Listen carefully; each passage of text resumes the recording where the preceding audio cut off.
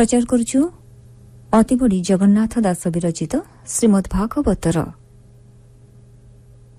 169तम भाग। प्रयोजना सुहास महंती।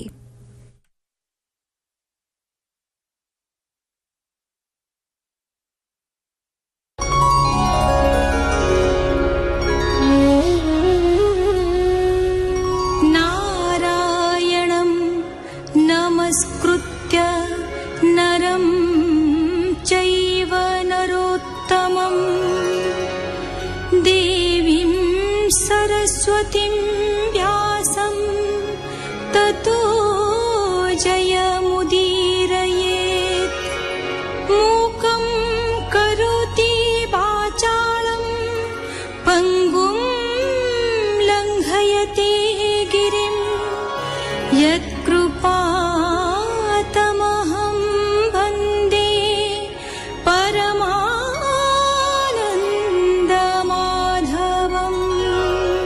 विश्वरूप इंद्रंक निकटरे नारायणमय कवच कीर्तन करिसंती एवं तांको एही कवच द्वारा आवृत्त हेबाकू परामर्श देइछंती। इंद्र नारायण कवच पाई असुरंको पराजित करी त्रिभुवनर संपद लाभ करिसंती। एवं श्री सुखदेव विश्वरूपंक रूप एवं कपट आचरण विषय कहउछंती।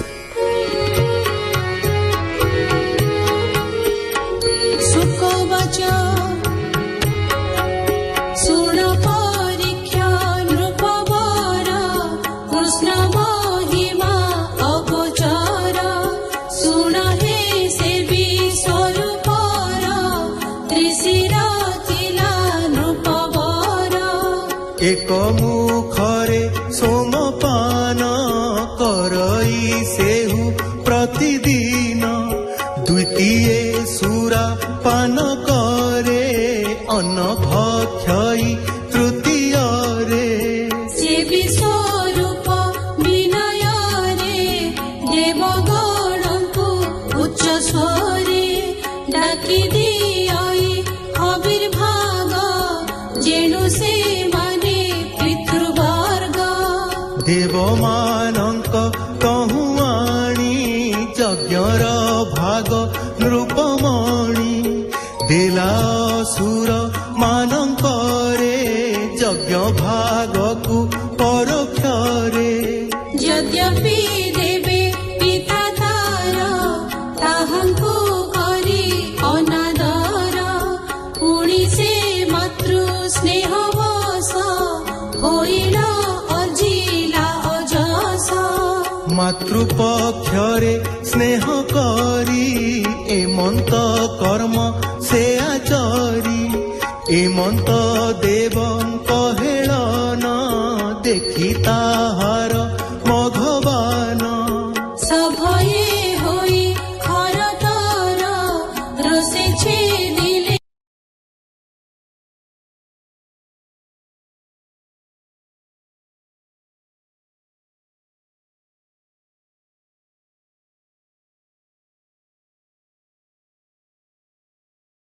पक्षी एक नामता होइला चातक, सुरा पाई जे मस्तक छेदन्ते से हेला चटक। अन्न भोजी मस्तक तार होइला तिथिर आकार, एवन्ते से विश्वरूपर इंद्र छेदिले जहु शिर। करंजलि प्रसारीण ब्रह्म हत्या कले ग्रहण, ए पापू लोक करे निंदा इंद्र पाइले मने बाधा। आत्मार विशुद्धि निमन्ते विभाग करी एहि मते, स्त्री भूजल द्रुम ठारे अर्पिले भूमि घेनिले भागचारी खात पूरण बरबरी। ब्रह्म हत्या तेणु सरे अद्यापि दिशई भूमि रे। द्रुमे जे चारी भाग नेले छेद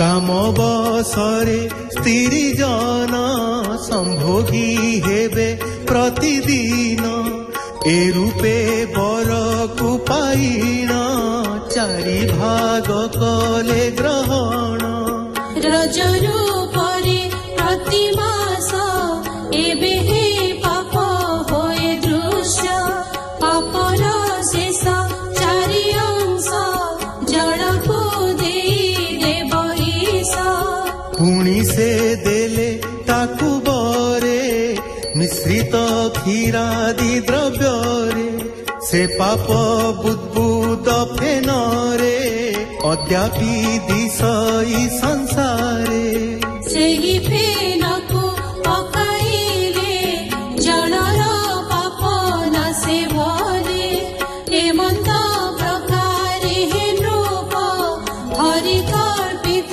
ହେଲା ପାପ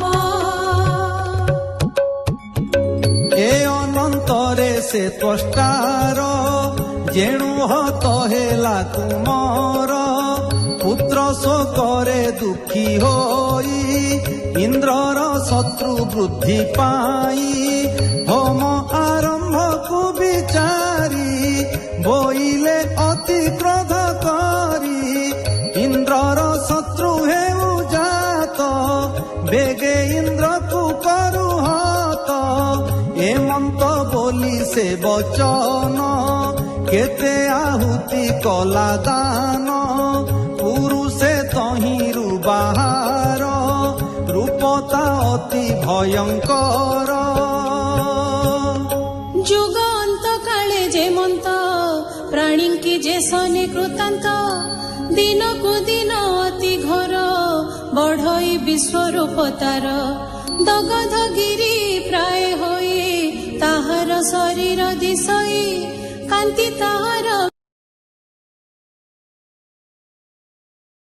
ବିରାଜଇ କଳ୍ପାନ୍ତ ମେଘ ପ୍ରାୟ ହୋଇ ତପତ ତମ୍ବା ଶିଖା ଜେନେ କେଶତା ବିରାଜେ ତେସନେ ମଧ୍ୟାହ୍ନ ରବି ପ୍ରାୟ ହୋଇ ବେନି ଲୋଚନ ବିରାଜଇ ଅନଳ ତେଜ ପ୍ରାୟ ତାର ଏମନ୍ତ ଶୂଳ ଧରି କର ବୁଲାଇ ଅତି ଖର ତର ଶବଦ କରେ ମହାଘୋର ନୃତ୍ୟ କରଇ ମତ ହୋଇ ପାଦେ କମ୍ପାଇ ମହାମହି ଗିରି ଗୁହା ପ୍ରାୟ ବଦନ ତେଣୁ କି ଗ୍ରାସିବ ଗଗନ ଜିହ୍ୱା ବୁଲାଉଛି ଏ ସନ ଗିଳିବ କିବା ତ୍ରିଭୁବନ ଦନ୍ତ ଅତି ରୌଦ୍ର ଦିଶଇ ପୁଣ ପୁଣ ହୋଇ ହସଇ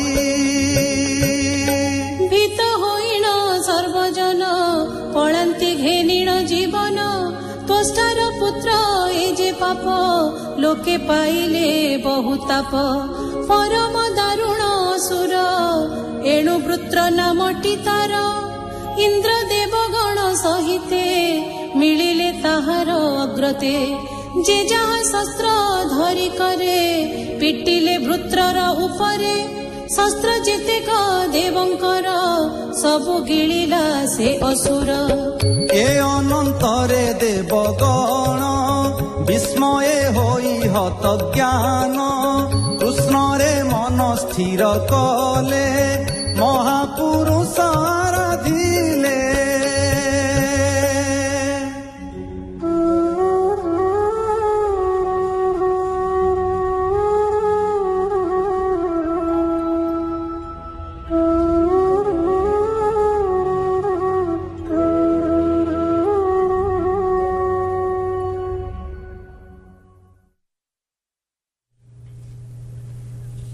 ଶୁଣୁଥିଲେ ଅତିବଡ଼ି ଜଗନ୍ନାଥ ଦାସ ବିରଚିତ ଶ୍ରୀମଦ୍ ଭାଗବତର 169ତମ ଭାଗ।